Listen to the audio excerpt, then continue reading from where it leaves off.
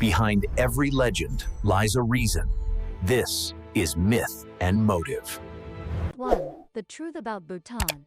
Married women are still allowed to sleep with other men.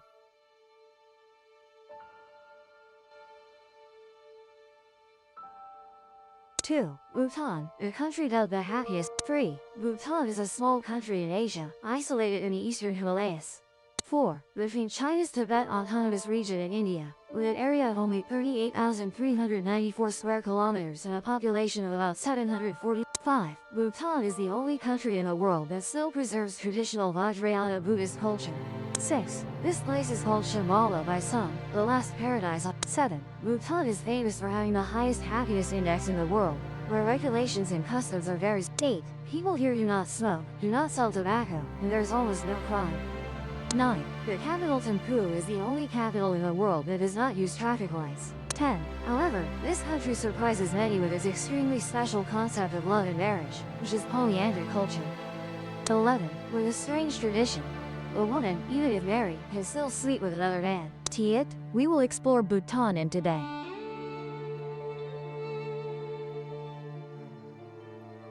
13. Around 1500 BC, people in Bhutan lived by raising livestock. 14. Buddhism later spread to this land in the 7th century. 15. Then, the 8th century marked the event of a man from India. 16. Who later was revered as Guru Rinpoche, coming and spreading Buddhism to Bhutan. 17. Since then, Buddhism has become an inseparable part of Bhutan's culture and history. 18. It was not until 1616 that Bhutan was unified, thanks to the spiritual leader Nawang Namgyal. 19. After that, he took the title shrouded Rinpoche, ruling Bhutan completely. 20. Nawang Namgyal also divided Bhutan's government into two. 21. The spiritual. 22. Among them, Shabdrung is the title for spiritual leader. 23. While Desi refers to the person who will head the administrative political field. 24. In 1627, 2 Portuguese Jesuit priests became the first Europeans to visit Bhutan. 25. However, the 18th century was an era of political instability in Bhutan as many as. 26. The British were becoming increasingly powerful. 27. For the first time, Bhutan made a treaty with the British in 1774. 28. The Duar War broke out in 1864 due to disputes over the Duars Plains region. 29. After the war, the British gained the Duars. 30. In 1907, Uyen Wangchuck was elected as the King of Bhutan. 31. Then, in 1910, Bhutan and Britain signed a treaty. 32. Britain agreed not to interfere in Bhutan's 33. As long as the Bhutanese accepted British intervention in Bhutan's diplomatic relations. 34. Later, in 1947, Bhutan continued to sign a treaty with India. 35. India agreed not to expand in Bhutan. 36. As long as Bhutan allowed it to participate in the country's internal. 37. It was not until 1960 that Bhutan ended its isolation, successively reaching out. 38. Notably, joining the Colombo. 39. An international organization aimed at economic and social. 40. In the Asia-Pacific region. 41. In 1962, joined the Universal Postal Union. In 1969, joined the United Nations. 42. The King of Bhutan also introduced many. 43. Establishing the parliament and the royal Bhutan. 44. In 1999, satellite television was introduced in Bhutan. 45. Then, in the early 21st century, Bhutan became a democratic country. 46. In 2005, the king announced a new. 47. The first democratic election for parliament was held in 2008. 48. Today, Bhutan is primarily an agriculture. 49. Industries all operate in the form of small. 50. The country focuses on developing high, but alongside preserving tradition and nature. There are also spiritual beauties. Bhutan's economy mainly relies on hydropower exploitation, although Bhutan's economy ranks among the lowest in the world. Illiteracy and poverty remain persistent problems. Yet the people here have the happiest lives on the planet. With stunning natural landscapes, fresh air, and a not too large population, along with national consciousness and pride, the people of Bhutan are always content with life here. Bhutan is located on the slopes of the Himalayas. Nearly 60% of its area remains very pristine, and half of the area is protected within national parks. So the scenery and nature in Bhutan are still very pristine and pure. Particularly, the site is underdeveloped and the environmental awareness of the people here is very high. Not only concerned about the environment, both the people and the government prioritize health issues, promoting a healthy lifestyle, even to protect the people's health. Bhutan was the first government in the world to completely ban the sale and smoking of tobacco in 2004. Ensuring food safety is also a top priority for this government, as the import of chemical fertilizers is prohibited. Additionally, since most people follow Buddhism and are vegetarian, Their cuisine is also simple and very healthy. Bhutanese society is an enviable one where people live very friendly lives. Their minds always oriented toward Buddhist teaching, doing good, avoiding evil, without distinction between rich and poor. For them, a happy life is when each person's heart is free from envy and competition. That is why the people of Bhutan always feel content, satisfied with the life they have. The distance between ordinary people and the royal family is very close. The people of Bhutan cherish peace and discipline. They have friendly relationships with each other, regardless of class or background. This closeness makes people appreciate each other more. A prince can easily play football with ordinary students without any discrimination. The monarchy no longer exists in Bhutan, but the king and queen of the country still reign in the hearts of the people. The people have a good rest regime. According to a survey, 2/3 of Bhutanese people sleep a full 8 hours each day, in contrast to life in developed industrial countries. Adequate rest brings many benefits to health and spirit, making the people here feel healthier and happier. Perhaps these things have made Bhutan the happiest country in the world. Instead of GDP, the GNH index, or gross national happiness, measures the happiness and well-being of the people based on factors such as health, education, and cultural diversity. A family, even if poor, but if they have good health, well-behaved children, and are content with life, is still considered happy. The GNH index was incorporated into Bhutan's constitution on July 18, 2008. This is the first country to use this index to measure development. Despite its small economy, Bhutan's GDP in 2022 was only 2. The per capita income is $3,389. But Bhutan's happiness index in 2022 reached 0.78 on a scale of 1. The high level of happiness is not only due to the people's acceptance, but also thanks to social welfare policies such as free healthcare and education. Those without land to build houses are supported by the government. The homeless are cared for. Bhutan almost has no homeless people due to its low crime rate. Bhutanese people take pride in the majestic natural and the fresh air. The tourism website about Bhutan describes the road to central Bhutan passes through evergreen trees covered in frost on the mountain pass. From here, one can admire the majestic, dense forests descending into valleys, clear rivers, air fragrant with the scent of pine, fierce howling winds, fluttering prayer flags, and the echoing sound of temple bells. However, Bhutan's happiness index is also controversial. Critics argue that it is a propaganda tool, used by the government to divert attention from ethnic cleansing and human rights violations since the 1990s. When Bhutan expelled over 100,000 ethnic Nepalis of Hindu faith to preserve Buddhist culture. The Australian Refugee Council, it is absurd for a country that expelled 13% of its population to still maintain its international reputation. Other criticisms target the low standard of living in Bhutan. It is a poor country with rugged terrain, difficult transportation, scarce minerals, and limited agriculture. Focusing human development on the happiness index rather than the economy is understandable. Traditional notions of women's roles in society, such as the 4 virtues of the three obediences, do not exist in Bhutan. On the contrary, it is the husbands who must adhere to these standards. Bhutanese men are very obedient, almost none dare to, but women can openly discuss such matters without fear of criticism. In the past, Bhutan was a matriarchal kingdom, so the wife was the pillar and held all authority in the family. The man only helped his wife build a family. From this, Bhutanese women grant themselves the right to decide many, including marital relations. Therefore, Bhutanese women are not heavily burdened with the issue of virginity as in many other places. Having another man if they grow tired of their husband is considered reasonable and acceptable here. Women believe they have more freedom in love than men. Even, women are often the initiators in relationships. Many even bring the groom's family to motels, whether married or not. They have the freedom to spend the night together if they feel like it. And condoms are always provided for free everywhere. After intercourse, if a woman no longer likes that man, she has the right to leave at any time. If married and no longer wanting to live together, they can divorce and freely marry someone else. Many Bhutanese women have 3 to 4 husbands or have never divorced. Therefore, many marriages in Bhutan break down because women have another man. In marriage, the groom's family does not have much authority. In Bhutan, after marriage, the groom must stay with the bride's family. S surname instead of the father. Domestic violence almost does not exist because women are highly protected by the state. If a husband dares to lightly slap his wife in a suited, He could face a prison sentence. therefore, Bhutanese men are both obedient and gentle, hardworking and love their wives wholeheartedly. They are very good at housework and taking care of children, especially cooking very well. This makes Bhutanese men admired by many. Besides rights in relationships, Bhutanese women are also favored with many other rights in life.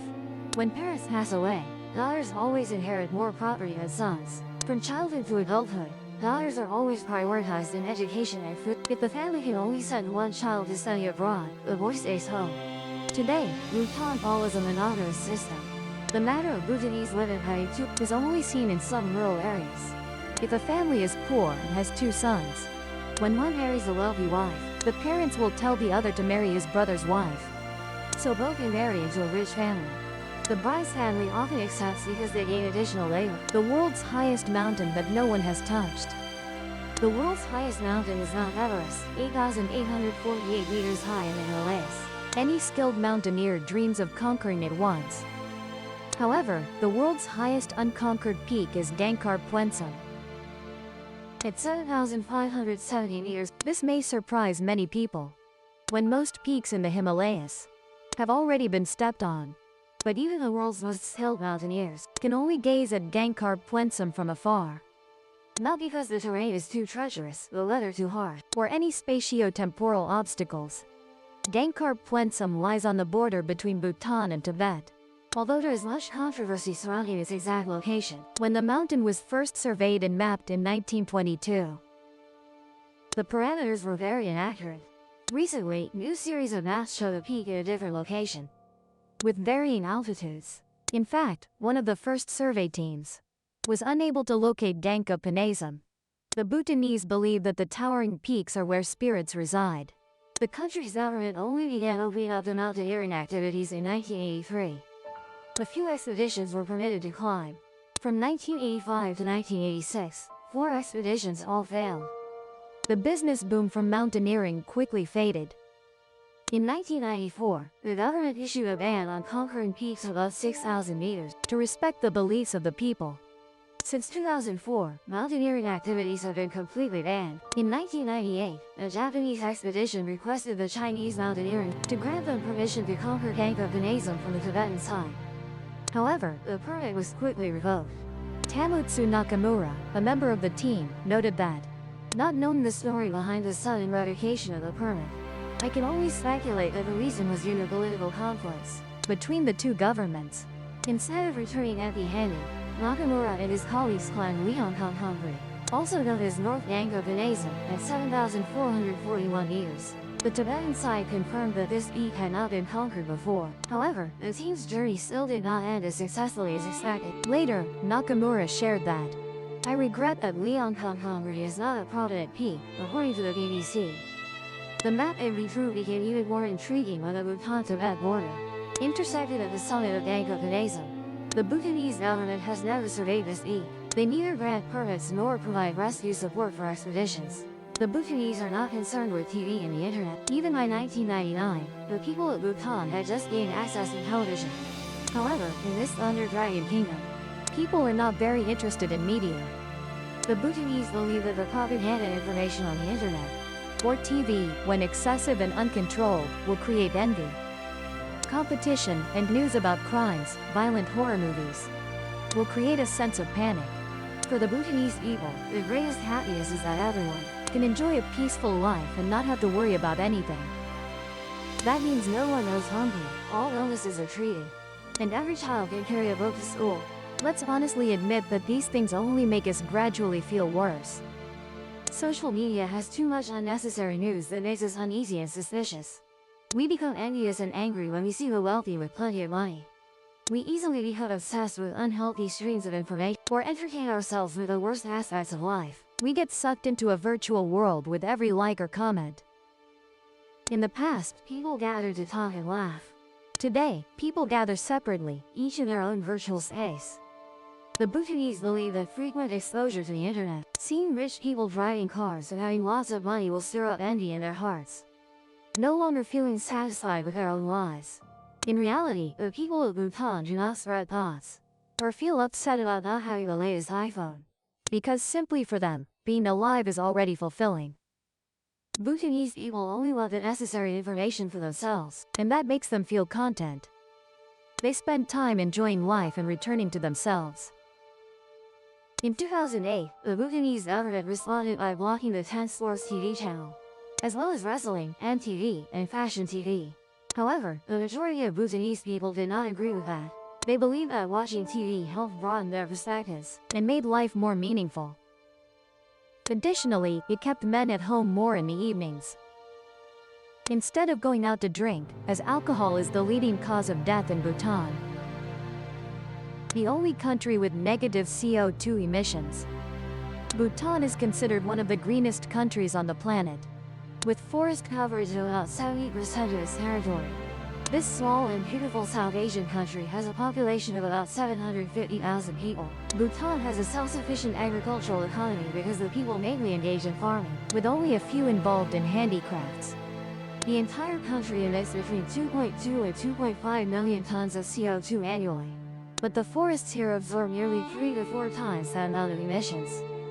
Thus, Bhutan also absorbs about 4 million tons of CO2 on behalf of neighboring countries. Over the past 46 years, the Bhutanese government has measured the country's progress with them. Gross national happiness is more important than gross domestic product. Bhutan is famous as the happiest country in the world, and perhaps no other country prioritizes the happiness of its people over national income more.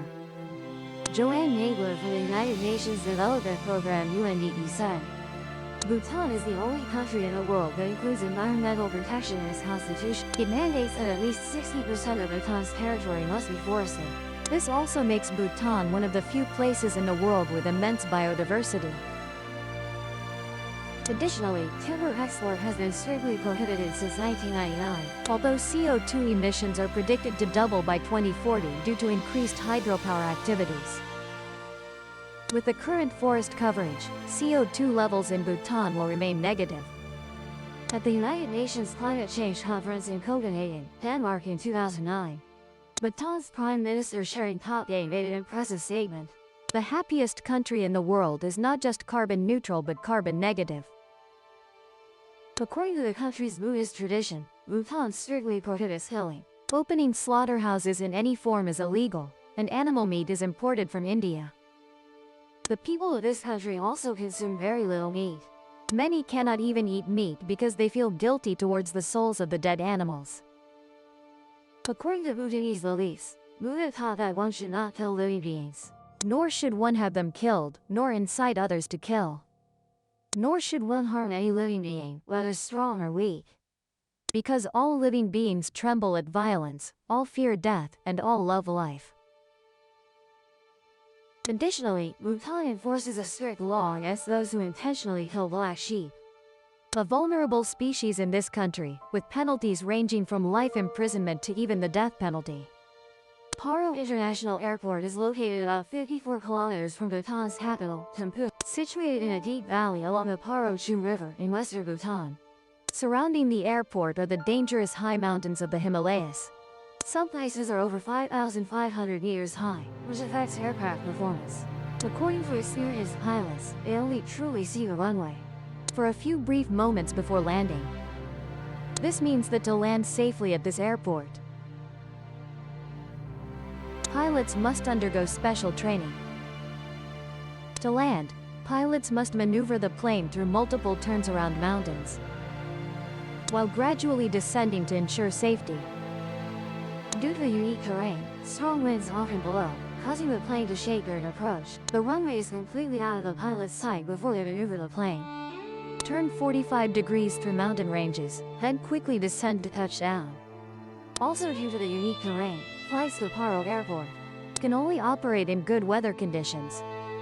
Flight operations are only conducted during daylight. Additionally, the runway at Paro Airport is quite short for commercial aircraft, requiring pilots to have extensive experience to handle. Equipping airports with radar is a necessary factor for guiding aircraft. These devices indicate the aircraft's position and distance on the runway, and help pilots adjust altitude for a safe landing. Thanks to the support of these devices, pilots can safely operate aircraft at night, or when visibility is limited or weather is poor. However, due to the complex terrain, Paro Airport lacks these supporting radar systems. This means that when landing here, pilots must rely on visual observation, Predetermined landmarks on the ground for identification, and calculate the aircraft's position relative to the airport. For these reasons, Paro Airport is known as one of the world's most dangerous airports. And only pilots who complete intensive training meet the standards are licensed to operate aircraft in and out of this airport. Fertility worship is one of the ancient beliefs popular in many Asian countries. It is associated with beliefs in proliferation, bountiful harvests, and abundant wealth. But what surprises many is that the culture of worshipping phallic symbols in Bhutan is taken to a whole new level. Fertility worship has existed since primitive tribal times. The worship of phallic symbols in Bhutan is believed to originate from a Tibetan Lama. Legend tells of the Lama spreading the Drukpa Kunli Diamond Way Buddhism, also known as the Divine Madman, a figure with a completely different perspective, and lifestyle. One day, Drukpa Kunli shot an arrow into the sky from Tibet. Wherever the arrow fell, the Lama would go to spread the teachings.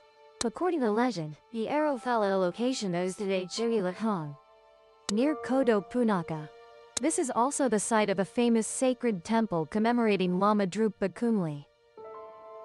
The temple houses two treasures, a bow and arrow set in a wooden male phallic symbol, about 30 centimeters long. The Divine Madman followed the arrow's trail and met a young woman who believed in this Lama's teachings and was utterly devoted. In response to her devotion, Drukpa Kunli spent the night with her, and saw it as a way of bestowing blessings. This is also why he gained another nickname, the Saint of 5,000 Women, because his legend is incredibly unique. It is said that Drukpa Kunli's method of warding off evil spirits was using his own genitals. He generates an extremely powerful heat flow within his body, turning his penis into a blazing hot sulfur, and incinerates all demons. This is also why visitors to Bhutan often see locals painting phallic images on walls or hanging phallic statues in front of doors to ward off evil spirits and pray for luck and prosperity. Bhutan is a country that imposes very strict requirements on foreign tourists. Tourist visas are only issued upon request from government-licensed travel companies, and the duration of stay in Bhutan is granted strictly according to the pre-arranged and prepaid travel itinerary. For tours to Bhutan, the government sets a minimum spending requirement of 200 yen per day per tourist. Therefore, if you are a self-guided tourist, you will not be granted a visa. This is because the Bhutanese government is concerned about the negative impact it could have on the country's ecological balance and indigenous culture. Currently, tourism policies in Bhutan have been relaxed, but the number of tourists visiting Bhutan remains limited. Only about 35,000 foreign tourists come here each year, as the government primarily focuses on promoting and preserving Bhutanese culture rather than developing it for entertainment purposes. Additionally, costs in Bhutan are very high. The Bhutanese government imposes very high taxes on all services for tourists, including taxes on guides, drivers, private vehicles, and hotels. Even all-inclusive tours are subject to high taxes. Typically, the daily cost when visiting Bhutan is around 300 United States during the peak season and 240 United States during the off-season. Therefore, there is no such thing as budget travel in Bhutan. If the legend hooked you, subscribe and open the next case.